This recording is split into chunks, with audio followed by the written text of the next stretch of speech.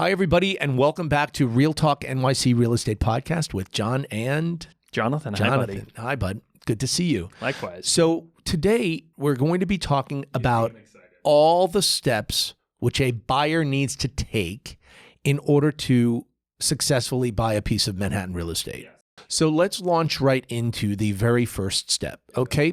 So finding a broker you can trust. This is not like buying a pair of shoes. It is buying a home, and it is a very, very big purchase. So if you are finding an agent simply by looking up online, okay, without vetting the agent, just simply to find an apartment to take a look at, you've got to dig deeper. You have to find someone that you like and that you trust.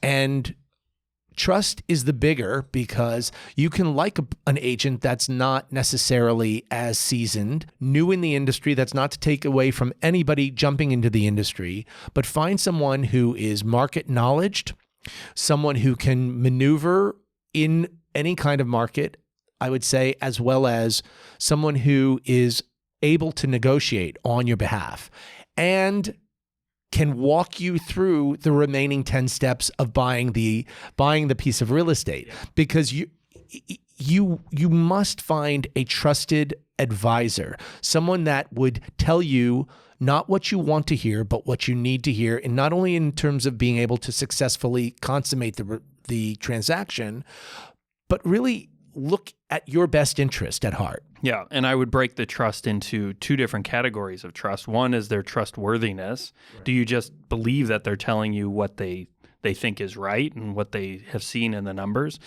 And two is trusting that they know what they're talking about. Absolutely. And that's where the seasoned broker comes in because, you know, some agents can be very trustworthy, but they also don't know the ins and outs of our market because it is very complicated, which hopefully people gather from the myriad of podcasts that we've done about the different ins and outs of our market. So definitely the most important step as far as I'm concerned is the broker, which leads to building the team around you with the attorney, with the mortgage broker, et cetera. Correct. Somebody who is hardworking, and last but not least, somebody that you can enjoy the process with. Yeah, well, and it's going to be I always tell people it's going to be a process. It's going to take at a minimum 90 days. You're going to be working with this person and you're going to be disclosing a lot of information to them. And, so listen, being able to laugh a little bit, being able to enjoy the process as well is important for most people. Not everybody, but for most people, they want it to be a fun process as much as it can be because it is very stressful. So step 2 is determining your budget and then building out the rest of your team, which undoubtedly should be in conjunction with your real estate agent, because we in the industry have a track record working with good people that we know and trust. And frankly, you should trust your agent enough to take a recommendation on an attorney, on a mortgage banker in order to complete your budget outlook. That's the first step is you go to a banker. And if you are financing, to figure out, okay, well, how much will a bank lend me? And then meld that with if you're if you're looking at co-ops, how much does the co-op say I can lend or afford? Again, that lends to the competency of the real estate broker being able to qualify the buyer. It's like going into Prada for a suit, and the suit is $3,500, and you say, "Well, I have $1,500." And they say, well, come back when you have $3,800. We'll talk to you later. Yeah, so you have to be very, very wise. The attorney comes in play because it is a complicated transaction. There's a lot of different due diligence that's done here and important here than what there is anywhere else. So that attorney also is an advisor that's very needed and it can make or break a deal very easily. And also get you, we're going through this right now with clients that are first-time purchasers, and they just have all these questions. And a lot of them, the attorney can offer some general responses to, okay, you don't need to worry about this because of that. And the attorney's the best person to get that from, rather than the real estate agent, because they're the ones that go through this, do their due diligence. I mean, we've talked about it before. We rely on an attorney's review of financials as much as we've seen them and we can go through them and we can extrapolate certain pieces. I go to an attorney because that's what they do. Once the budget is determined, then a frank conversation in terms of, again, like you said, educating the buyer, whether they are going to be buying in a housing cooperative or a co-op versus a condominium. There's differences in terms of the prices of condominiums are anywhere between 15 to 25% more. Educating the buyer as to what the difference is, and we've talked about in previous podcasts, what their budget will allow them to buy, what the constraints are with co-ops versus condos. Yeah, it's probably the number one educating factor that they should get figured out sooner rather than later, because there are major differences and major similarities. So in the process itself, et cetera. So that certainly is a big step, is to determine which is the right fit for you. So step 4 would be, after you have and in conjunction with step 3 of co-op versus condo, is determine what your needs and wants are. So I think we both kind of attack this a similar way, which is people have their wants, they have their needs. So the needs are the must-haves, whether that's amenities to the apartment, within the apartment, or within the building, location, all of the main things that people think about. And it's an ever-evolving list of things. I would say 80% probably is fairly set, but then that other 20% very easily goes or comes. That's something that we always talk to people about, is it is an evolving list, and you don't know until you get out there and start looking around. So, but determining that, again, with your real estate agent, sitting down to give us as much guidance as possible to figure out, okay, well, where do we go from here? So you alluded to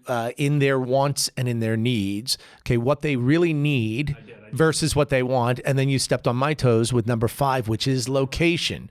But that is a really huge determining factor. Where do they want to be? Now, if they already live in New York City, they've already gotten a sense of where they want to be, whether it's near the children's schools or they are a quote unquote West Sider versus an East Sider. But then you have people who are not as familiar, people coming into Manhattan who want either a primary residence or a pied-à-terre. And then you have to educate them in terms of, based on what they're talking about, to where we feel that they might want to pursue the different neighborhoods. We all live on top of each other, but each neighborhood is unique. So and then giving the buyer an education in the areas that they they're perceived want to be in. And then sometimes we have to switch gears if they say, oh, well, now I want to look at downtown. I'm not happy about downtown. And then being flexible and even explaining to people and defining what the delineation of each neighborhood is, because sometimes people are just like, oh, I want to be in, the West Village. And you're like, okay, but the West Village is, goes to this. These are the borders. Oh, I thought it went a little bit further east or south or whatever. So, it's also going back to that education piece of, where is this particular neighborhood? Because it's not uncommon where people blur the lines a little bit and they go a little bit further outside of those borders of the neighborhood itself. So then what's the next step? Step 6. Well, once you have needs, wants, location, you got your team in place, go see properties. Exactly. That's the fun part. Right. Go shop around, see what you get for your money in those particular locations, which can vary and does many times make people make a shift. Well, let's look at this neighborhood, because I think, from what I'm seeing, you can get a little bit more for your money in this neighborhood versus that neighborhood. So it very, very much can steer the ships. And this is a very, very important part of the process for us to be able to see what the heck. Yes, especially a buyer that we've never met before, because they don't know us, we don't know them, but you really must listen and empathize with where the buyer's coming from and educate the buyer and see, they may say, I need a 2-bedroom, 2-bathroom co-op on this area, blah, blah, blah. And the next thing you know is you're walking into a loft and they say, I love it, I want to buy it. I'm just using that example. So step 7, you find the apartment that they really want to pursue, and then you have to make the offer. So we have done this for so many years that we know how to properly make an offer. And we pride ourselves on being able to work with the buyers to be able to accumulate the necessary information to impart to the listing agent. We cannot emphasize this step. This is a very, very important step not to take lightly. So when making an offer, they must have certain certain details in place in order to make the offer. They must have their 10% escrow deposit, but we'll walk them through how to make a proper offer. Yeah, and all these steps build on one another. So part of the offer is, I have a team in place that's ready to go. So showing that you've crossed all your T's, you've dotted all your I's. Financing is in line. Financing is in line. All you've that got goes your in line. financial statement together. Yes, their tax work. Yes, their I want the last 2 years of tax work. I'm militant when it comes to it, right? But they're going to have to call me for it. If they want to make an offer, they're going to have to call me, and I will walk them through my process, just like you will. Yeah. All right. Okay, that's number 8. Oh, no, number 7. So number 8 is...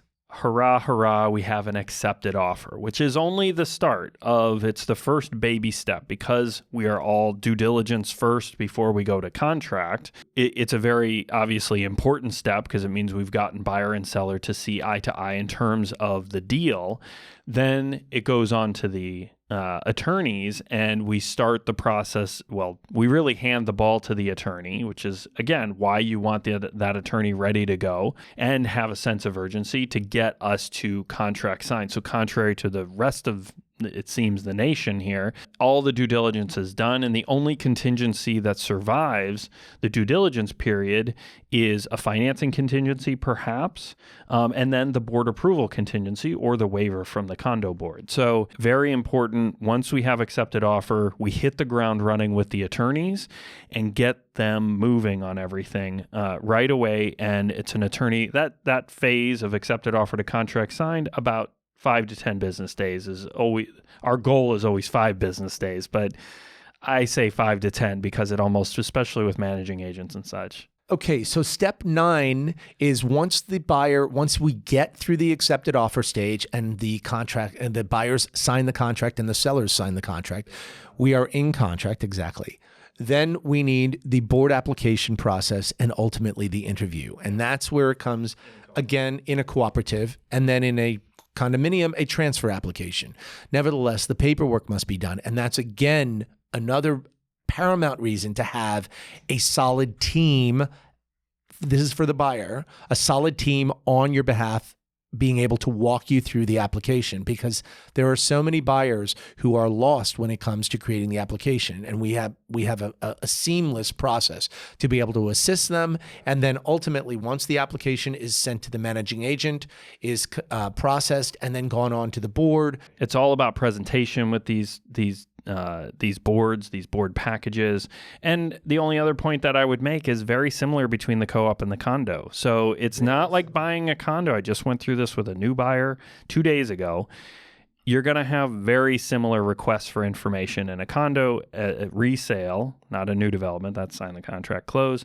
But in a resale, you still have to go through that application, even though all they have is the right of first refusal. But it's a fun one. That's a fun step. Step 10, you get through the co-op package or condo package, you get the waiver from the condo board, or you have your interview, you get your successful board approval. And the next step is to set up the closing date, which again goes back to hand the ball back to the attorneys. They're the ones to coordinate the closing. We don't get involved. Too many cooks in the kitchen because you already have 8 people that need to be at the closing table, which thankfully we're back in person in most cases, which streamlines the process. So yes, a lot of people have to coordinate to get into the same room. You have buyer, you have seller, you have managing agent, you have title company on a condo.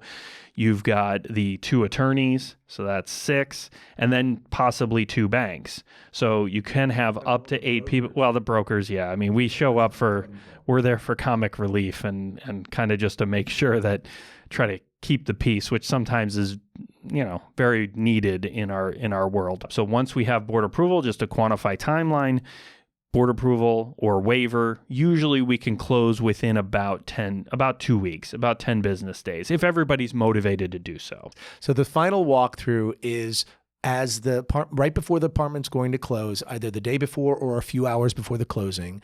In Manhattan, we do what is called a final walkthrough of the apartment. The walkthrough will be done by the buyer's agent and they'll test appliances to make sure that they're in working order, operable windows, outlets, et cetera, et cetera. But the apartment does trade in as-is condition. So it's important for the broker to be able to navigate any kind of issue that does come through in the final walkthrough. And most times, if there is an issue, then there's a credit issued from the seller to the buyer, traditionally. But that's also another reason to have a knowledge broker to be able to maneuver any kind of challenge that goes through the final walkthrough.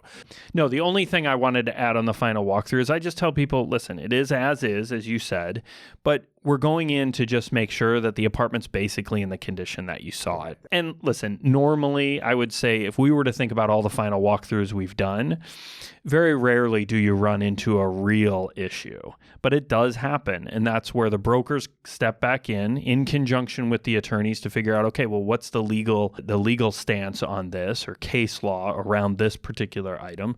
For instance, appliances you mentioned have to be in working condition. But if you have a 20-year-old dishwasher, the exposure on that for the seller is that if it doesn't work, it's not to buy a brand new dishwasher. It's actually the value of the 20-year-old dishwasher. So there's all these points that people need to be educated on and understand, which you get to between the real estate agent and the attorney. And last but not least, the final step is the actual closing table. So you go through the final walkthrough, hopefully no big issues or whatever. Generally speaking, we do final walkthroughs the day of the closing. We go right before, so we get see it last minute before you plunk down your cash. And we move on to the closing date where everybody's convened and all the paperwork happens, which is still impressive to this day after 20 years of doing this and countless closings. I love watching the attorneys just shuffle those papers between the managing agent and such. And it's just of course, now I understand what most of the pieces are, but the way that if you have two good transaction attorneys and a good bank attorney, the way that they just sign there, sign here, explanation, and everything just happens just effortlessly. It's impressive to watch. But that's really the end of the line here for the buyer. Yeah. They get their keys and they get their stock and lease certificate. They become the rightful owners of the shares of in the co-op, or the deed transfers in the position of a condominium. Seller congratulates buyer, buyer thanks the seller, and everybody goes away happy. So listen, thanks for watching, everybody. You are our valued, I want to say clients, valued listeners. Any further questions, please give us a call. We'll be happy to further delve into it, and we'd love to work with you. We gave a very cursory look at everything, but all those ins and outs and the pitfalls and the joys that come out of it, that's what we're here for, is to talk about them and set expectations. Great to see you. You as well. Be happy, healthy, safe, and most of all, remain in gratitude. Thanks so much for watching. We'll see you next time. Thanks for watching or listening to the Real Talk NYC Real Estate Podcast. If you want to find us online or sign up to get our monthly and quarterly market stats, come on over to our website, GasdaskaConlonTeam.com, or you can find us on all social media with the handle @Gasdaska Conlon Team. If this show was helpful, entertaining, or informative, consider telling friends and family or leaving us a review on Apple Podcasts. Thanks for tuning in. Be sure to subscribe to the podcast so you don't miss our next episode, and we'll see you next time.